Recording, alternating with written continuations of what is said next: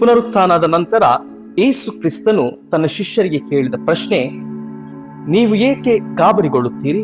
ನಿಮ್ಮ ಹೃದಯಗಳು ಕಳವಳದಿಂದ ತುಂಬಿರುವುದು ಏಕೆ? ಈ ಮಾತುಗಳು ಯೇಸುವಿನ ಶಿಲುಬೆಯ ನಂತರದ ದುಃಖ ಮತ್ತು ಗೊಂದಲದ ಸಮಯದಲ್ಲಿ ಹೇಳಲ್ಪಟ್ಟವು. ಶಿಷ್ಯರು ಭಯದಿಂದ ಒಂದೇ ಸ್ಥಳದಲ್ಲಿ ಸೇರಿಕೊಂಡಿದ್ದರು. ಅವರು ಕಂಡ ಯೇಸುವಿನ ಶಿಲುಬೆ ಘಟನೆಗಳಿಂದ ಇನ್ನೂ ತುಂಬಾ ಕಳವಳಗೊಂಡಿದ್ದರು. ಆಗ ಯೇಸು ಏಕಾಏಕಿ ಅವರ ಮಧ್ಯದಲ್ಲಿ ನಿಂತಾಗ ಅವರು ಅದನ್ನು ನಂಬಲು ಕಷ್ಟಪಟ್ಟರು. ಅವರು ಭೂತವನ್ನು ನೋಡುತ್ತಿದ್ದೇವೆ ಎಂದು ಭಾವಿಸಿದರು. ಅವರ ಸಂಶಯಗಳು ಸಾಕ್ಷಿ ಇಲ್ಲದ ಕಾರಣದಿಂದ ಮಾತ್ರ ಅಲ್ಲ, ಅವರ ಹೃದಯಗಳು ದುಃಖ, ಭಯ ಮತ್ತು ಮುರಿದ ನಿರೀಕ್ಷೆಗಳಿಂದ ತುಂಬಿದ್ದವು.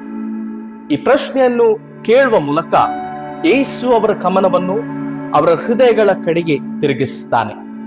ಸತ್ಯವೇದದಲ್ಲಿ ಹೃದಯಗಳು ಎಂದರೆ ವಿಶ್ವಾಸ, ಆಲೋಚನೆಯ ಕೇಂದ್ರವಾಗಿದೆ.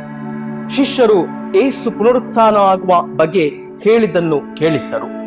ಆದರೆ ಶಿಲುಬೆ ಘಟನೆಗಳಿಂದ ಉಂಟಾದ ನೋವು ಮತ್ತು ಆಘಾತವು ಅವರಿಗೆ ಯೇಸು ಹೇಳಿದ ಮತ್ತು ಈಗ ನಡೆಯುತ್ತಿರುವ ಸತ್ಯವನ್ನು ಗ್ರಹಿಸಲು ಕಷ್ಟವಾಗುವಂತೆ ಮಾಡಿತು.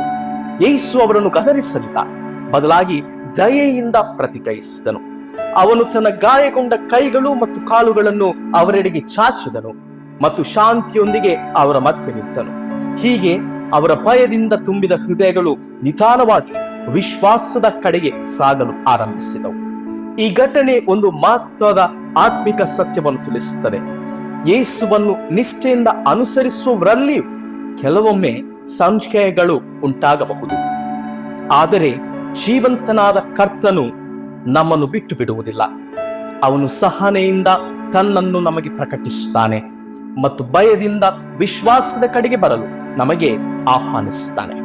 ಈ ಶ್ರಮ ಕಾಲದಲ್ಲಿ ಯೇಸುವಿನ ಈ ಪ್ರಶ್ನೆ ನಮ್ಮ ಪ್ರತಿಯೊಬ್ಬರಿಗೂ ವೈಯಕ್ತಿಕವಾಗಿ ಕೇಳುವಂತದಾಗಿದೆ.